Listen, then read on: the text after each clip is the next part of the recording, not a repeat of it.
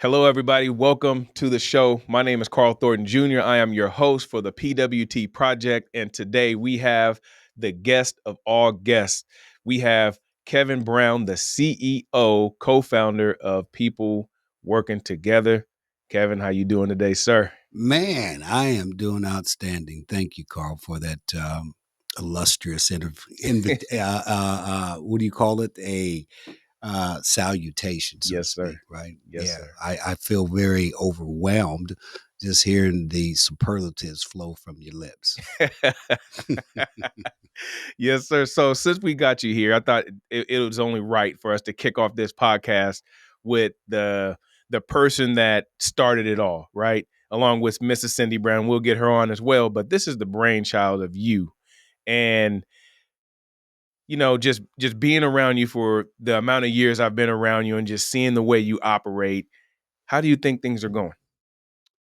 You know, Carl, since our early inception, that was around 2014-15, we gave birth to PWT, which was initially pastors working together. It was 51 African American churches that we, came together and we created a road list or roadmap of concern issues of our constituents throughout this region. Mhm. And, one of the top things was workforce. Yeah. Workforce, justice involvement was another. And so, from that standpoint, we engage probation and things of that nature, and we start walking down that pathway. And so you asked the question, how's it going? From the days of old, I would say that it's going exceptionally well. The pastors working together has always been a part of who I am. And even though we don't carry that namesake any longer, we have evolved into people working together because that was truly the origin of this movement, Yes. right? That we needed to work one with the other to be a interdependent mechanism and organism to provide societal and communal change. And so we're still pushing up the highway, right? Yes. Yes. Have some ups and downs, but our resolve is even more resolved and we're determined, right? Because we feel that the movement behind us, the market is very responsive to our offerings and very hungry and very eager. So, Yeah. So being a former major league pitcher, right?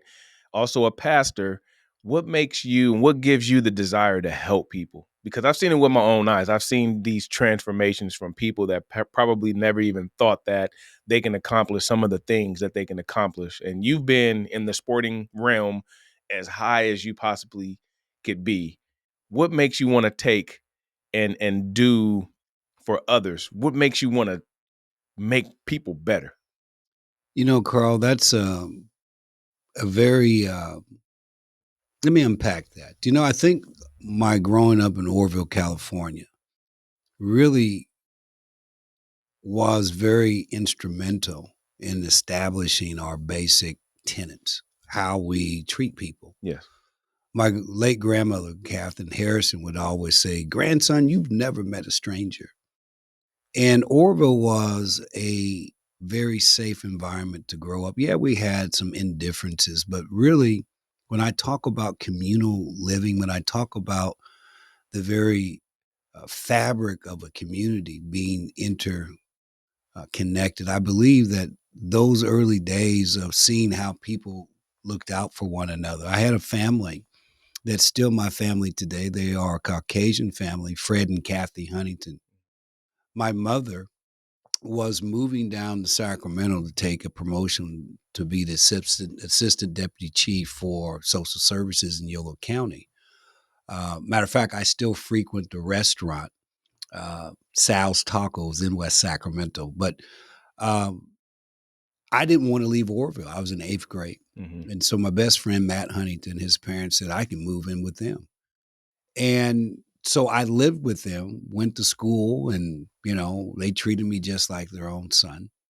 And so I was able to be a benefactor of someone really helping, right? Especially when it wasn't popular because, Orville being what it is, it's very rural.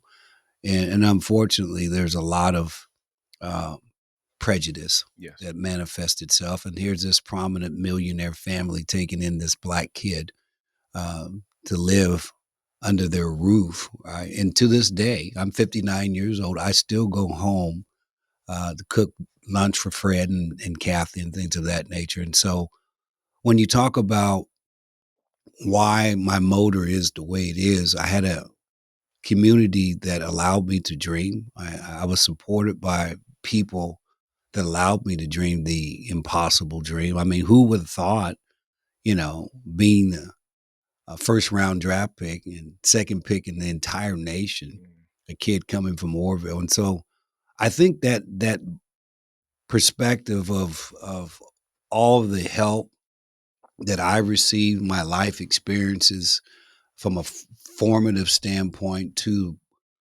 uh, the sense of the glass is always half full. Yes. I'm a champion for the underdog, and I'm more about capacity development, and that's my new thing. I used to pitch as a starting pitcher in the major leagues once a week, and there's no way to really compare the nervous energy, the Mm. preparation leading up to that one-on-one confrontation. Yeah, yeah. And I think that motor drives me, right?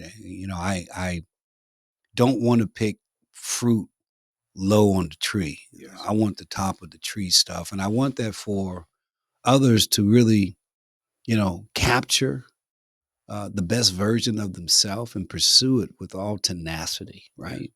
And I'll support them, right? Yeah. It makes me feel good, I suppose, right? Yeah. Yeah. Right. So even let's take it back to the beginning, right?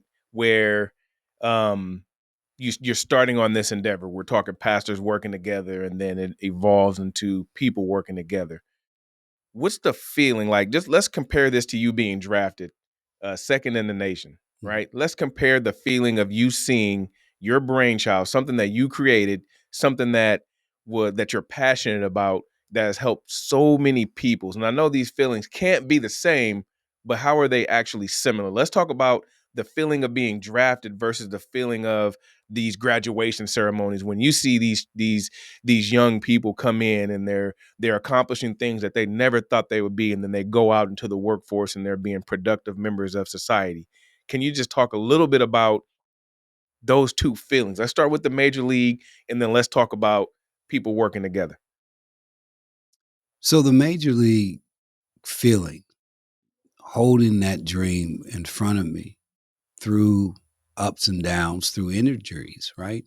And even, let alone going through high school, little league, high school, college, at junior college here at Sacramento, getting drafted and going into the minor leagues and, going through the ebbs and flows of being away from home and all these different things were all preparatory because it caused me to have critical thinking, to really maturate in a way that maybe not being in that environment. I had to embrace being uncomfortable. Mm-hmm. I had to replace it with being comfortable in that space of being uncomfortable. And I think transferably, when I think about the students that come that have aspirations to change something, because I think deep in all of us have something that compels us Yeah. because it says good enough is really counterproductive Yes. and it keeps gnawing at me. And so when I look at these young people coming in, I always say on day one, this is going to happen extremely quick. And it somewhat doesn't really resonate to what I'm saying. Then I'll come back at week 7 Mm-hmm. and I can see the metamorphosis, meaning from day 1 to week 7. I can see that many um, have fully embraced the change, Mm-hmm. trying to unlearn behaviors and acquire new behaviors for that to be, a new mode of operation. it's similar in the preparation of all the pitching coaches I had throughout my journey to the major leagues, Yes.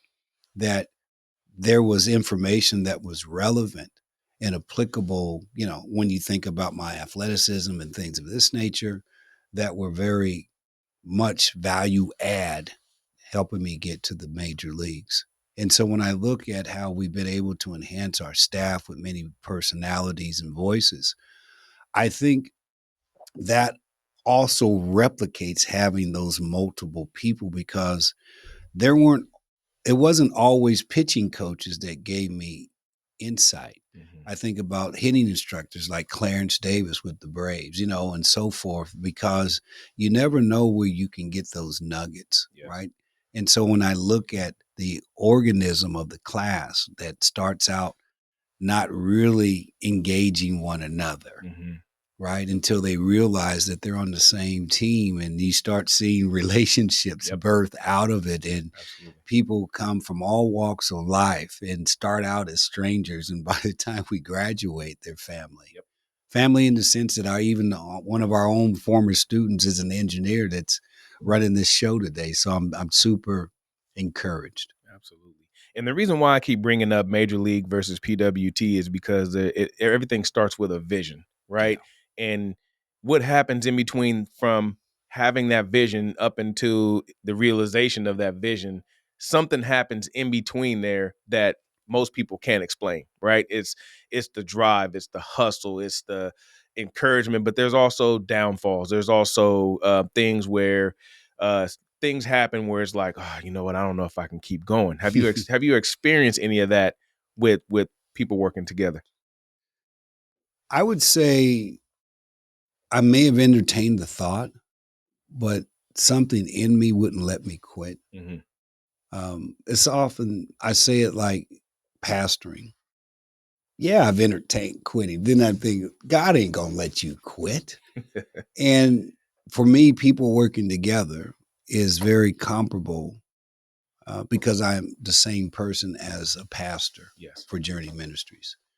And so, there's days, Carl, that have been very challenging, that you really, when I think about the dream, I was pastoring a church in South Sacramento, Mount Sinai, and I remember the vision of having a 10-acre parcel and having multiple structures on there, one for senior living, because I recognized that when our aging saints got older, many times if they didn't have the support, they would fall off from the ministry. And so I wanted to build some housing on the campus so that I can keep them engaged. Yes. I wanted to leverage, in the sports arena, to draw and attract other young people, right?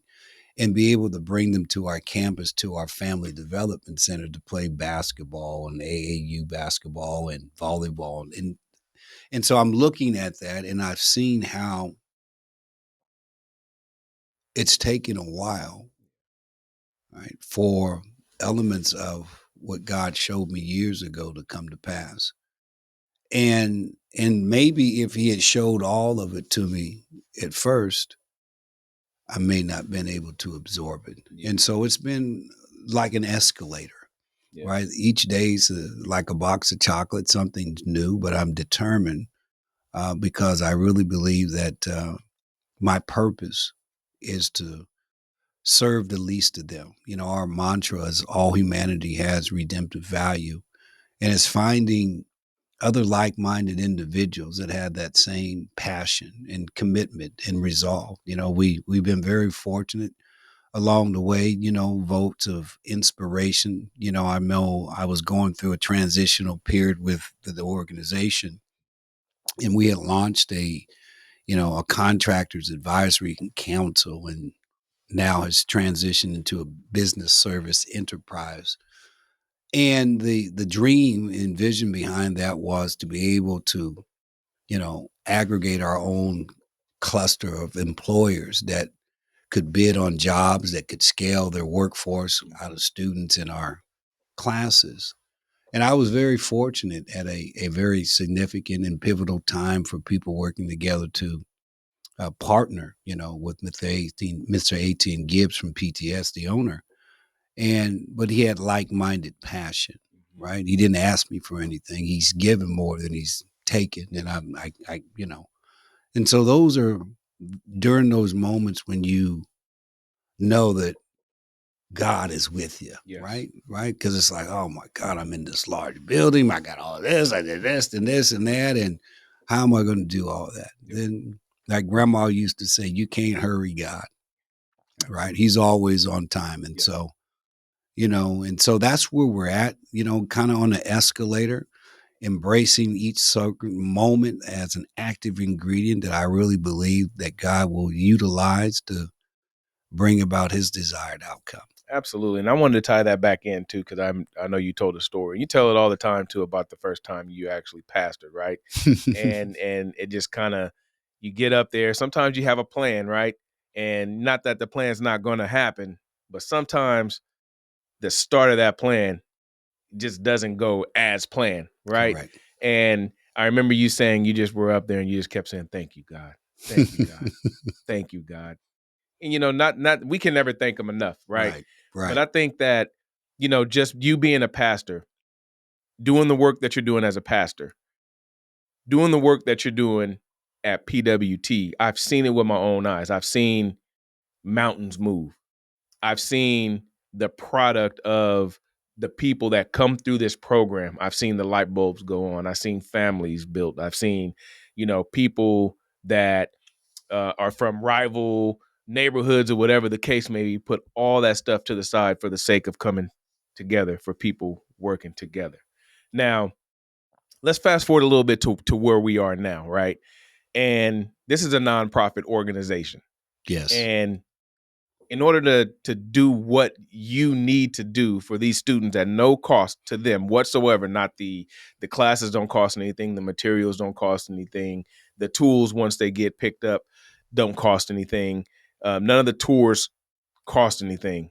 How do you sustain and keep this thing going at no cost to the students? How do you survive and keep that going? That's a very loaded question, and I'll answer it this way: where there is vision, there will always be provision.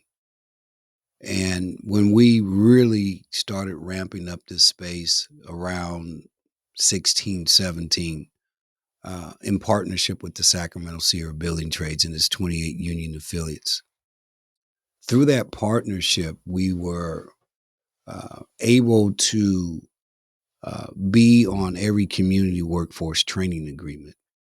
Subsequently, we were already a vendor for Sacramento Employment Training Agency and all their hard to employ grants, whether it be Prop 39, Prison to Employment 1, Prison to Employment 2. There was another justice involved grant, SB1. We did all these trainings and placements and things of this nature for the city of Sacramento using all those other grant funds. Mhm. And we're at a point now to where chasing after the grant funds to sustain something that belongs to the city of Sacramento has been very challenging. Um, we hosted, as many may know, an open house in our new facility and invited the mayor of Sacramento and mayor of Elk Grove as well, and their colleagues at the council level all attended this wonderful event. And we had some slides, but we had a video that asked the question, how can I help? And so we are now on this education campaign Mhm. to educate the taxpayers to help them understand, especially during a time of $44 million of deficit that the city of Sacramento is currently dealing with. They, education wise, we need to educate the community in the manner of speaking about the community workforce training agreement since 2017, to speak to them specifically about the work that people working together has done, and other organizations, because of the grant, were able to capture and use our numbers and placements as their very own. Yes. That sped up the nature of our direct partnership with the Sacramento Sierra Building Trades for, the HRCC grant. When we can educate the community that people working together has been that force in the community, going after the hard to employ, the veterans, the women, the justice involved, the probation, um, the public assistance or homelessness, because we have always been in the community. And so when we talk about the efforts and works, I have all the metrics to commiserate everything that I'm saying as it relates to the return on investment. It's not that the city of Sacramento hasn't invested, or what I'm saying is we need to reevaluate and be more intentional with that investment. I'm asking the city to fund people working together out of the public works uh, pot of money in construction, because number one is the right thing. Secondly, we've been doing this work for these 8 years, and they've been taking all the photo ops Hmm. and all the platitudes and all these things of how significant people working together is. Well, it's time for the owner to demonstrate a level of leadership, right? Because as I have been privy to all the CWTAs that the Sacramento Sierra Building Trades has negotiated, whether it be the airport, whether it be the city of Elk Grove, people working together is that mechanism that meets and provides the deliverables for all those impacted groups. And so if we are that organization, then we need to, at 4%, I'm looking at the numbers, at 4% allows us to continue to offer, number one, our classes free to the students, right? Because quite frankly, uh, they don't come from hedge fund type families. It is very difficult and hard for people right now, and people want upward mobility. There's a ton of construction work and other sectors of work that we train for, and so it's not just the construction. People working together is more specifically an incubator. We have vision to aggregate all these moving parts in the ecosystem and produce what Pastor Brown calls fluidity. When you look at a ice skater and we see how elegant and fluid, we have the ability to take the school sector, start mapping them to all of these projects, right? Even right now, but we need help.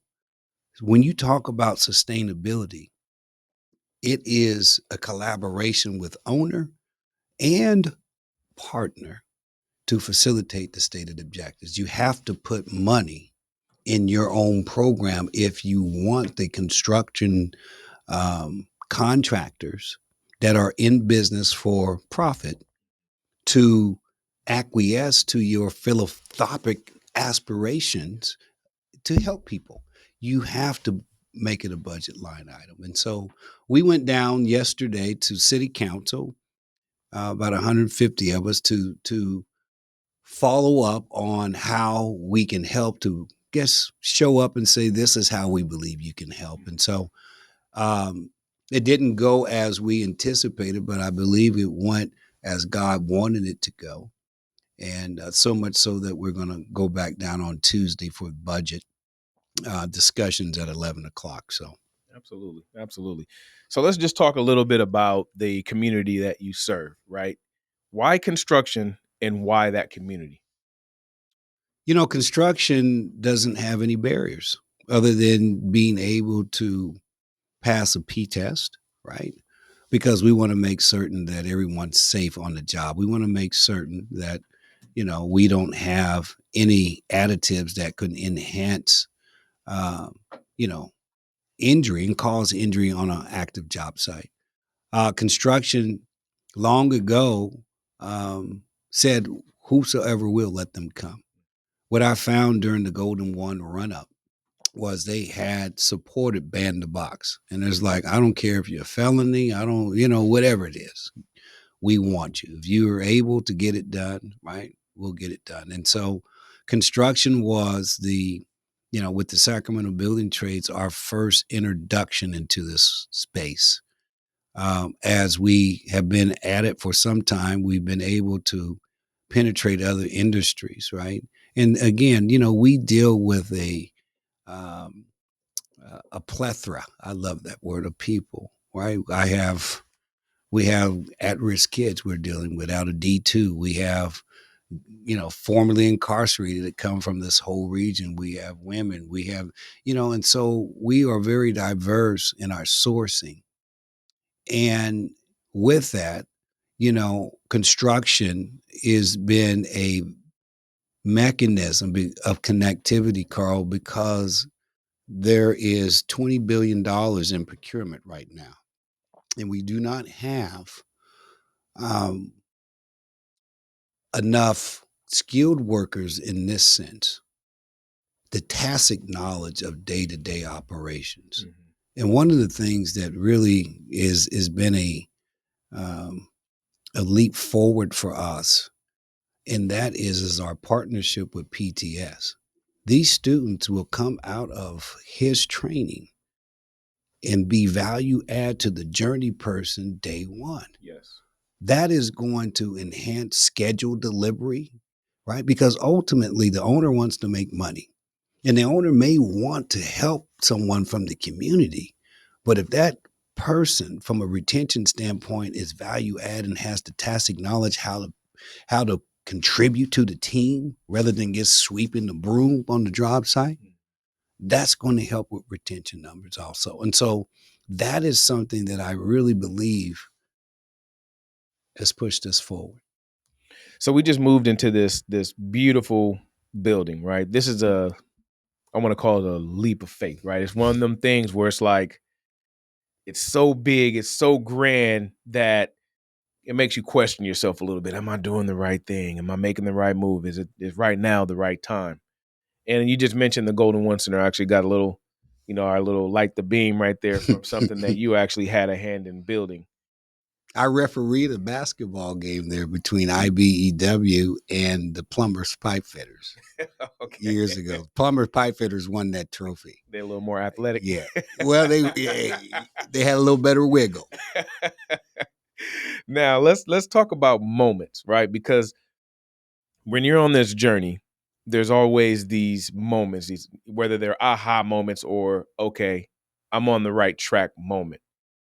Was the Golden One Center kind of the start of, okay, this is one of those moments. This is something that I know I'm doing the right thing? The co-founder has been very supportive of my personality. I've always been that courageous guy, right? To jump off the cliff, right? Mm-hmm. And, my wife has been very supportive in my dream. I remember the Golden One, and I was very dissatisfied of the overall productivity. I thought we could do better. And I don't know if that motivated me, mm-hmm. incited something within me, because I really felt that we could do better. And so I stayed the course where many other community groups walked away. I stayed the course, established real friendship and relationship with Dennis Canavari, who was executive director of the building trades at the time, as Kevin Fiera, the current executive director, was transitioning in, and I stayed the course.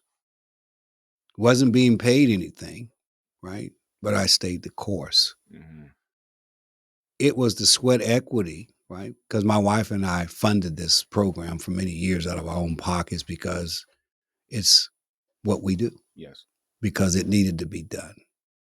And so when I think, going back to one of your initial questions, Carl, of that aha moment, or, the inception and progression of people working together. People don't know the journey, right? You know, to maintain people working together, the sacrifice associated with how we got here today, and in some regards, they probably don't need to know, but just know that a lot of sacrifice has gone forward, right, to get us here because we believed in the vision. And so the natural progression of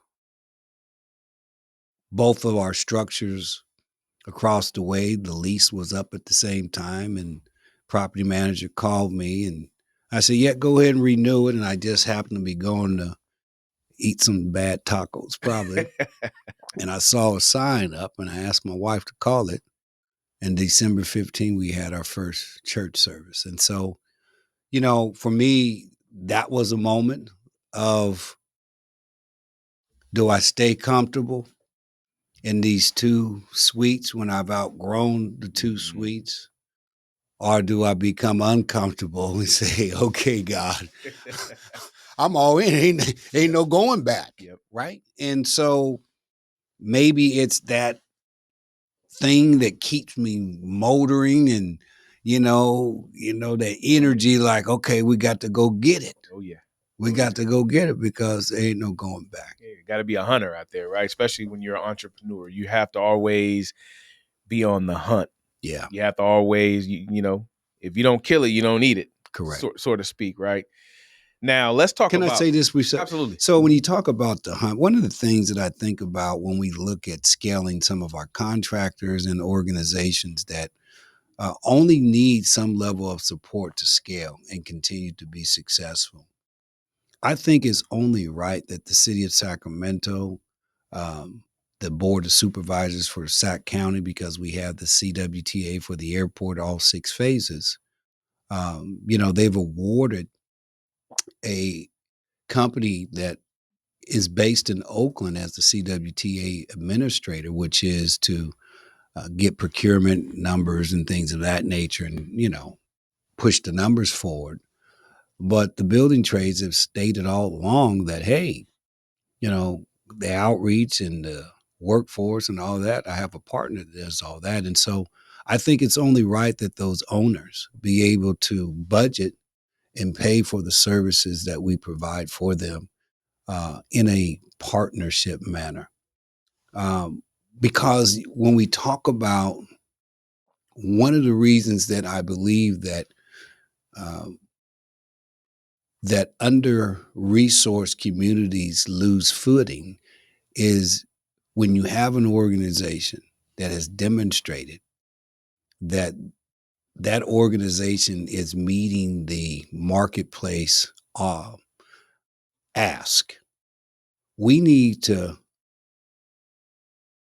unfortunately, not allow our pride to get in the way and to come alongside them and scale them so that they can have sustainability. Mm-hmm. The city and the county need to do that. It's the right thing to do because our workforce system in this region is broken. People working together exist because of market failure. I don't know any other way to say it. Objectively, the market failure created space for people working together in an agile environment to do what we do and be able to respond to our students in real time. And as a result, right, we're very well known and recognized for the work that we do, but we need to create a mechanism for true sustainability with those partners that are owners. McCarthy's come alongside of us as it relates to the UC Davis Tower, Whiting Turner, right, and Swinnerton, and some others are starting to come. And so on the contractor side, that's great. But once again, these are for-profit companies that are being asked to do something that the owner themselves is not doing. Yeah. That's not fair. Yeah, absolutely. Yeah. And just to talk about some of the partnerships, some of the partnerships that I see even one that's kind of sitting in the room with us right here, Mr. Etienne Gibbs, owner of PTS. It's I guess for the entire ecosystem of PWT, there has to be cooperation from multiple different entities. And being the creative director, I had to put together a ecosystem of PWT. And once I start getting the information and I start putting things together, I'm realizing like, wow, there's so many things that need to happen in other realms and in other places in order for this to run the way it should run and the way it has been run. Can you speak a little bit to that ecosystem? Because I don't think a lot of people even understand the amount of cooperation that it needs to take, the amount of partnerships that it needs to take just for us to do what we do. At our breakfast, I had a slide of a Rubik's Cube. And I had the first picture of that slide with all the dots on them not matching up. I suppose it may be a gift that I can see the end from the beginning. Mm-hmm. And so when we talk about, all those moving parts, to me, they're just streaming like the Matrix, and I can make sense of them. May not always be able to articulate them, but I can see them and I know them. When I think about you take, for instance, if we're just chasing grants, we're waiting for the second round of HRCC, which is, a large grant. Well, that money, initially was going to be held up, but it's in Caltrans with the attorneys, and they were waiting to see how the administration was going to and how that was going to shake out. And so now that that money's already good, they should be able to release it so that that RFP, right, can hit the streets when it needs to. The key with regard to sustainability is, yes, you do have a pot of grant money, but you also need foundation money. You also need partnership type money for sustainability, because what we're saying is people working together. We're looking for partners that believe in our stated mission and objective.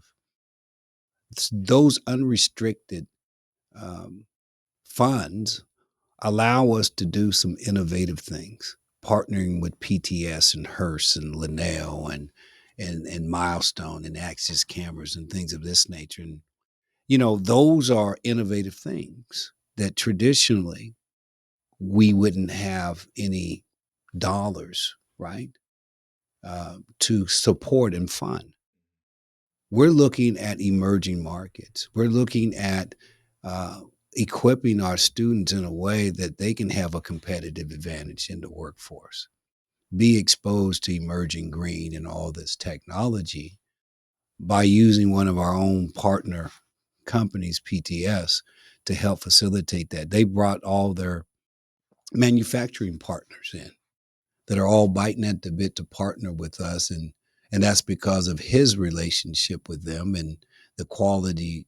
And so when we talk about the moving systems, I'm looking at that from a standpoint, okay, I can plug that over with the school district because we're going to build 6 new schools in the Natomas area, right? And let's get them into the facilities and let's use that technology and train these students in this district to prepare them for these jobs that are going to be created within their school system. And that's one school district.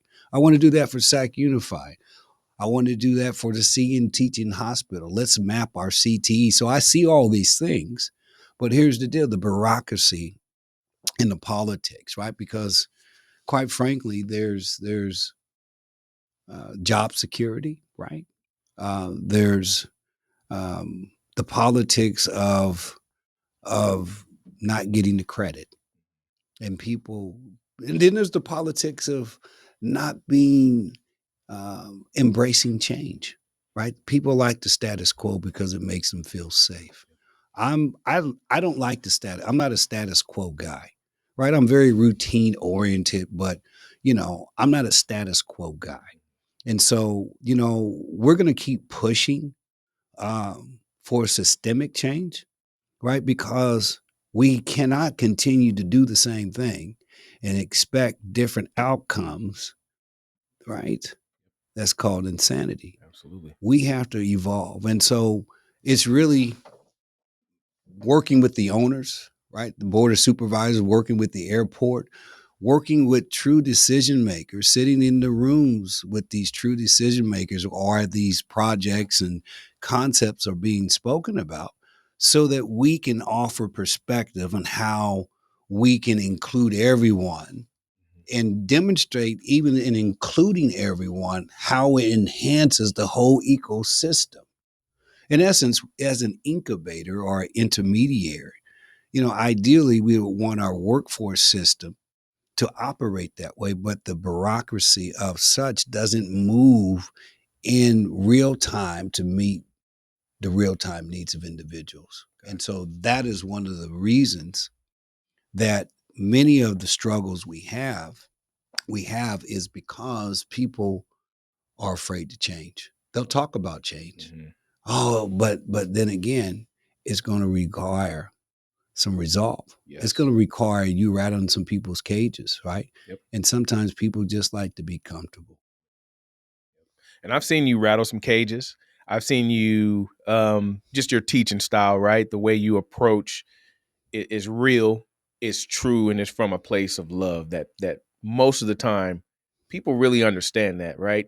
And sometimes they may not even be comfortable with having somebody that they don't even know approach them with a certain amount of love that they probably never experienced a day in their life, right? We're talking people from different backgrounds where it could have been just a super hard upbringing where they may not have parents, or they may have been in foster care, or they may have been in and out of prison for their entire life, and then here you are with this entity, this system here that is meant to love on people in a way that's supposed to propel them forward. How do you take your vision? How do you take the way you are as a human and instill that to, number one, everybody at PWT, but how do you make sure that the students feel it?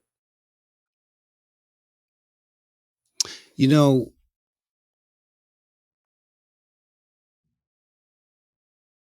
to be able to work in your passion doesn't feel like work. And I learned a while ago, Carl, that I can be the best me rather than trying to be someone else. Yes, there's elements and character traits and things that I admire, Mm-hmm. but I don't want to be fake.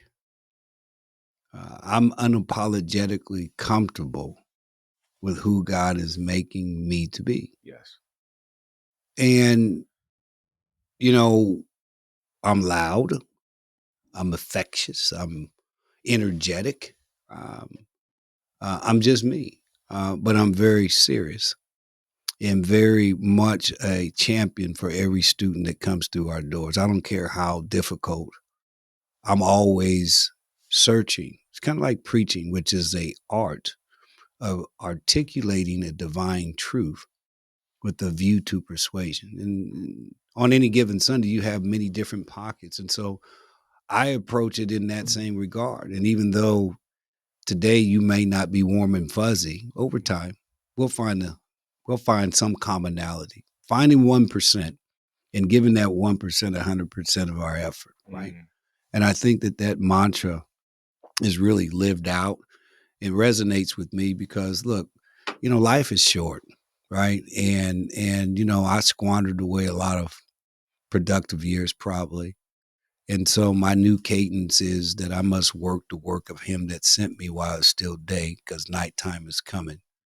And so, each day that I'm able to wake up, I want to be true in pursuing who God's made me to be. I want people to have that same aspiration and desire.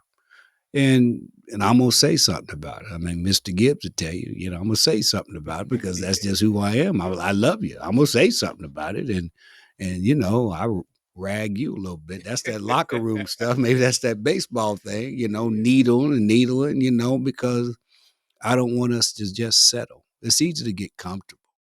I think, and I think back, Carl.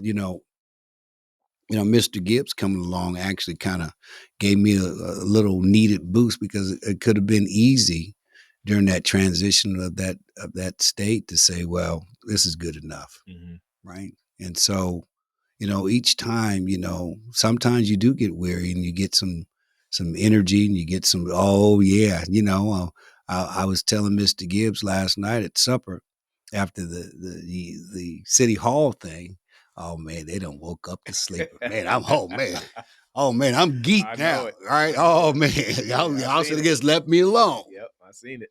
I Yeah, seen it. yeah, yeah. So, I mean, yourself, a lot of crazy concepts. You bring them to life. I don't tell you how to do it, but I upload you and I look at you know, your product, what you do. I share it everywhere because hey, I need that Gucci, and you've done, so I rejoice in those moments, right? Proud, like a proud dad, like, yeah, that's my dude. We got the drones now.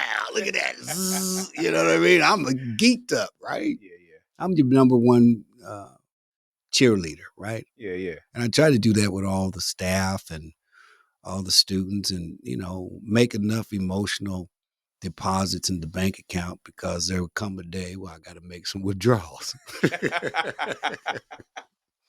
Absolutely. I love that mindset too, because just being an entrepreneur myself, right? You start to kind of grow into this person that wants to give more than they actually take back. But then there is going to be a time where it's like, okay, I need something from somebody over here, or I need something from somebody over there. So, I just want to give you your flowers right now while we're live here on air, because there's been moments where I've seen things that I probably never even thought I've seen before, right? When there's people that I never thought that would get it, and I've seen them get it. I've gotten emotional with students before when they're telling me their story, and then they tell me that they went through this program and it's changed their life, and not in a small way. We're talking a full on 180-degree transformation when they were going in one direction, may have been homeless, may have, there's one student in particular was coming from a completely different state out here homeless, went through the program.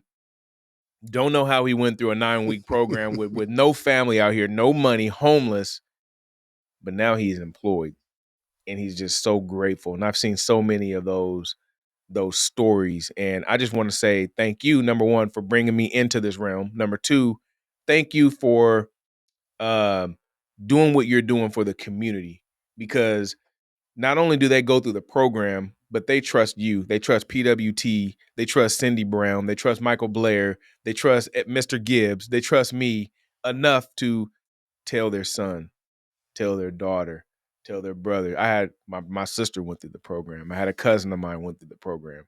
There's so many generational curses being broke, and PWT is a big part of that. So I just want to thank you for doing that, and it's an honor to be a part of your vision, and it's an honor to see where we're going.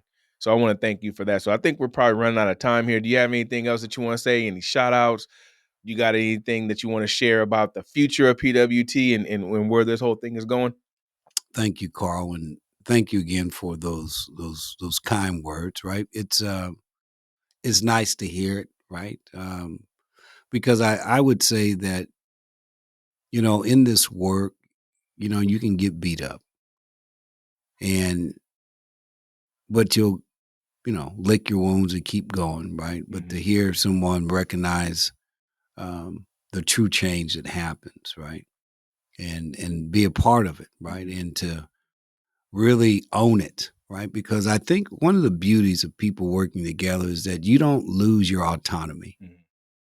Bring your resources, your shared vision. Let's go do it together. And I'm really proud that we've been able to model that, right? To the point that yourself, Mr. Gibbs, and others are um, modeling it in a sense that the students are coming to you, they're taking to you, they're sharing with you, and it's all different walks of life. And so that's as a I couldn't imagine that, right? And long ago, right? It was just me and my wife, right? And so I'm super excited about the support. I'm super excited about the future. We're going to acquire this building is our next goal because I think it's necessary to do the things that we have vision of and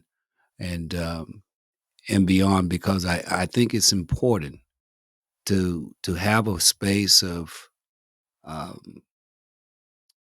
in which we can call our own, Mhm. right? Because if you look at his history, many times we don't own structures, and when you don't own something, it suggests that people can pull the rug out from underneath you.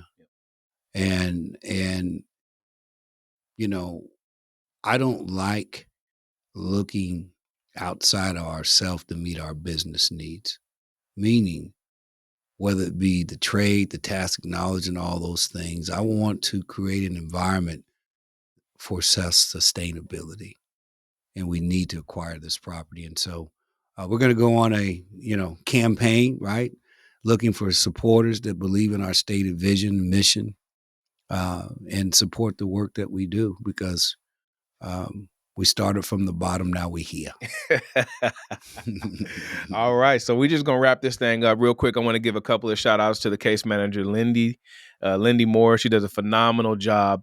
Phenomenal Yes, job. she And does. this is another thing that I love to see, right? Because you can be in an organization, you can see the way people move, right? And here at People Working Together, it seems like everybody's moving in one direction, right? You go around and you just look at everybody doing what they do, even when nobody's looking, they're still doing what they're doing, and they're doing it with a purpose. They're doing it in a way that's helping other people. It's not for me, it's not for you, but it's for them. Yeah. Even Yeah. Sanja Lowry, same thing with that. I went to they did a speaker series at the School of Engineering, the one school that we went to, and she brought out a couple of young ladies that went through the program, and it was just phenomenal. And again, it's not about me, it's not about you, but it's about them. Yeah. So shout out to all the PWT staff. I'll get you guys in here sooner or later so we can chop it up and we can talk about it. Yeah. But Kevin Brown, thank you so much for joining us on the PWT project. It's always a pleasure. You're a mentor of mine. I consider you a friend, and just thank you so much for your knowledge. Thank you so much for teaching me without even knowing that you're teaching me, because I'm watching you like a hawk. Everything that you do, I'm watching. Even Mr. Gibbs, same thing. It's the environment to learn. Once you're a willing learner, you start people getting into your path where you can learn from. So I want to thank both of you guys for not teaching me, but indirectly teaching me and being a great example for myself and everybody else that's around. So that's going to do it for us, you guys. This has been the PWT Project. Thank you again to Pastor Brown, Kevin Thank you. Brown, former Major League Baseball player and the CEO of People Working Together. You guys have a good one. Oh, also shout out to the engineer Connor for hooking us up and making sure With everything the is running wavy smooth hair. with the wavy hair. He keep flipping it. Look, he's shaking it. He got the Steven Seagal ponytail. Thank you, Connor. I appreciate you, brother. You guys have a good one. We'll see you next time. Peace.